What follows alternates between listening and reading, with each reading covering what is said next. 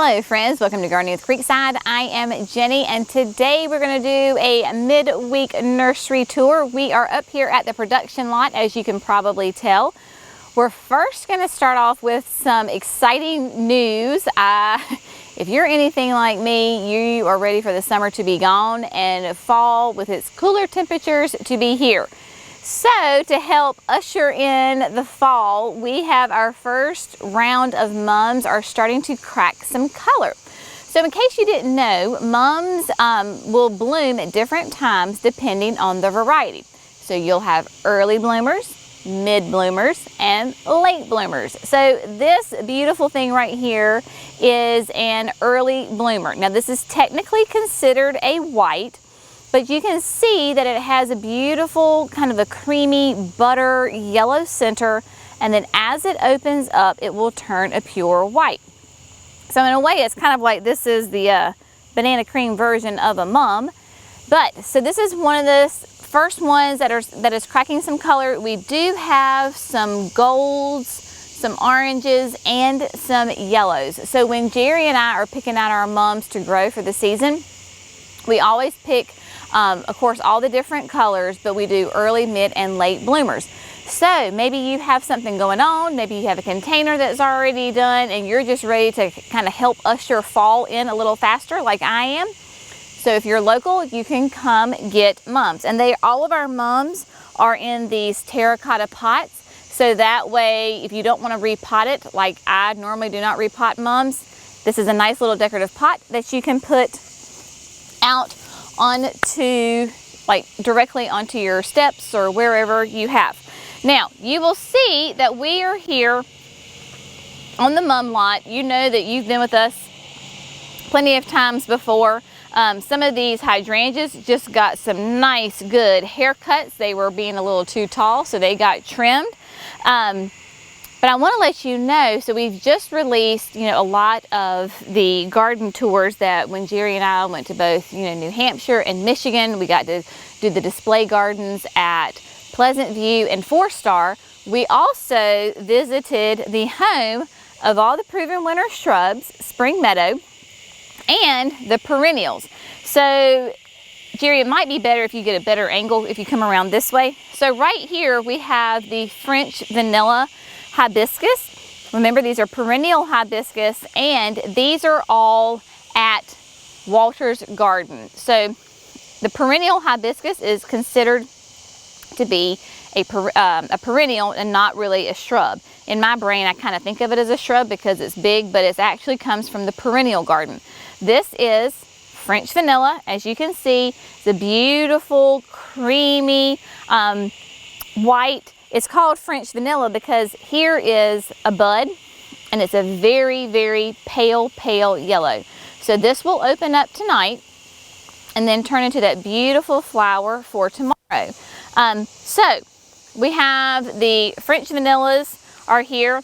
This was really fun. So in the coming days, we are going to have the videos about the production area at both Spring Meadow and Walter's Gardens and show you footage from that. So this is really interesting. I'm going to give you a little teaser. At Walter's, they have in their display gardens, one bed is dedicated just solely to their summerific hibiscus.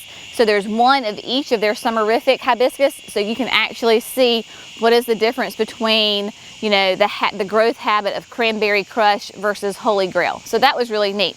Now, we had a wonderful time at Walter's, and we have got some beautiful plants that are ready to come home with you right now. For example, like this is one I just picked it up. This is called Lemon Squeeze. This is obviously a perennial grass. It is beautiful. We saw this in the display gardens. This will get to be about 3 to almost 4 feet tall, nice and wide, hardy in zones 5 to 9. With us being a 7B, this is like a perfect grass for us. But you can see here, there's 2 different grasses, but you can tell which one is Lemon Squeeze because it has a little bit of a brighter foliage to it. Just gorgeous, gorgeous color. The more sun, the more coloration it is going to get on it. Then you cannot go wrong with our wonderful, fantastic, amazing daisies. This is, of course, Daisy May. Just that beautiful, classic, creamy white petals of a Shasta daisy. Just absolutely gorgeous. These, of course, came in. We have potted them up, and they are doing fantastic. Now, notice the difference between the Daisy May. I'm trying to find one that I can get to. And this is the Banana Cream 2. It is. So I'm going to try to hold these for Jerry. So Banana Cream 2, you can see, has a lot more yellow to it. Beautiful pale yellows when they first open up, and then they will turn to a creamy white. Hence, that's why it's called Banana Cream, because it will have both whites and yellows on it at the same time, and it looks like a banana cream pie. Now, obviously your Shasta daisies are going to be your full sun plants, right? They're going to be in zones 5 to 9. Again, extremely versatile, does fantastic. These are repeat bloomers. They do well if you can deadhead them. So if you can kind of keep those old blooms off, it does really, really well. One of our biggest sellers this spring was the Cat's Pajamas. This is a nepeta. This is in the mint family. Look at that beautiful foliage. Foliage and flowers. If you were looking to bring pollinators to your garden, you cannot go wrong with this cat mint. Does absolutely fantastic. It's a nice short perennial. It smells fantastic. Obviously it's in the mint family. Beautiful flavor to it. Zones 3 to 8.